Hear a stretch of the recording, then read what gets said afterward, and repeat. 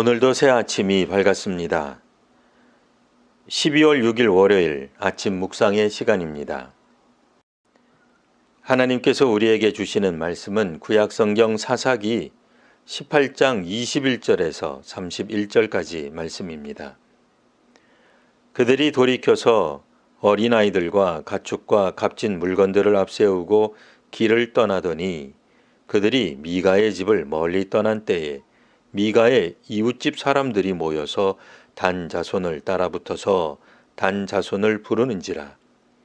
그들이 얼굴을 돌려 미가에게 이르되 내가 무슨 일로 이같이 모아가지고 왔느냐 하니 미가가 이르되 내가 만든 신들과 제사장을 빼앗아 갔으니 이제 내게 오히려 남은 것이 무엇이냐 너희가 어찌하여 나더러 무슨 일이냐고 하느냐 하는지라. 단 자손이 그에게 이르되 내 목소리를 우리에게 들리게 하지 말라. 노한 자들이 너희를 쳐서 내 생명과 내 가족의 생명을 잃게 할까 하노라 하고 단 자손이 자기 길을 간지라. 미가가 단 자손이 자기보다 강한 것을 보고 돌이켜 집으로 돌아갔더라. 단 자손이 미가가 만든 것과 그 제사장을 취하여 라이스에 이르러 한가하고 걱정 없이 사는 백성을 만나 칼날로 그들을 치며 그 성읍을 불사르되 그들을 구원할 자가 없었으니 그 성읍이 베드르흡 가까운 골짜기에 있어서 시돈과 거리가 멀고 상종하는 사람도 없었음이었더라.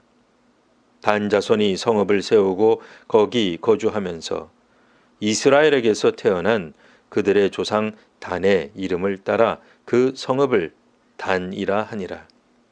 그 성읍의 본 이름은 라이스였더라. 단 자손이 자기들을 위하여 그 새긴 신상을 세웠고 모세의 손자요 게르솜의 아들인 요나단과 그의 자손은 단 지파의 제사장이 되어 그 땅 백성이 사로잡히는 날까지 이르렀더라. 하나님의 집이 실로에 있을 동안에 미가가 만든 바 새긴 신상이 단 자손에게 있었더라. 아멘. 단지파 600명은 에브라임 산지 미가의 집에서 에봇과 드라빔과 여러 신상들과 그 집에 고용되었던 레위인을 강탈해 갑니다. 이제 이 사실을 알게 된 미가와 그 이웃들이 추격을 하여 단지파 사람들을 만나게 됩니다. 그러자 단지파 사람들이 미가와 마을 사람들이 왜 자신들을 쫓아왔느냐고 따집니다. 미가 입장에서는 당신들이 우리 신과 제사장을 빼앗아가 놓고 우리 보고 되려 뭐라 하는 거냐 이런 말도 안 되는 기가 막힐 일이었습니다. 단지파 사람들이 말하길 당신이 뭐라 하는 소리를 우리 노한 사람들이 들으면 당신이나 가족들의 생명을 보장할 수 없다고 말합니다. 얼핏 들으면 미가를 위해서 하는 말 같지만 사실 협박인 셈입니다. 미가와 그 마을 사람들이 보니 단지파 600명을 도저히 이길 수가 없을 것 같았습니다. 결국 아무 성과도 없이 더 말도 못하고 되돌아갈 뿐이었습니다. 단지파 사람들은 이제 명실상부 자신들의 것이 된 미가가 만들었던 신상 그리고 그 레위 사람까지 얻게 되었습니다. 무려 가나안 신들과 이스라엘의 신 여호와까지 많은 신들의 보호를 받게 되었습니다.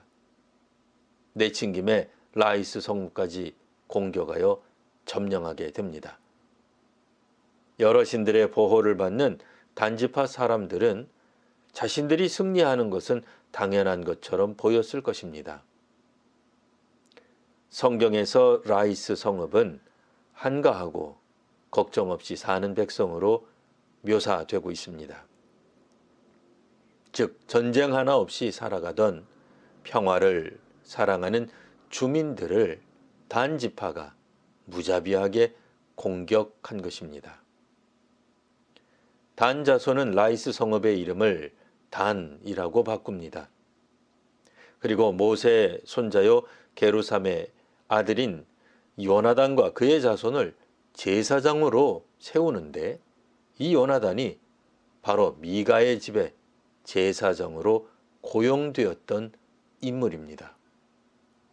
그의 혈통은 매우 고귀했으나 영적으로 타락하는 데는 남녀노소 차별이 없습니다.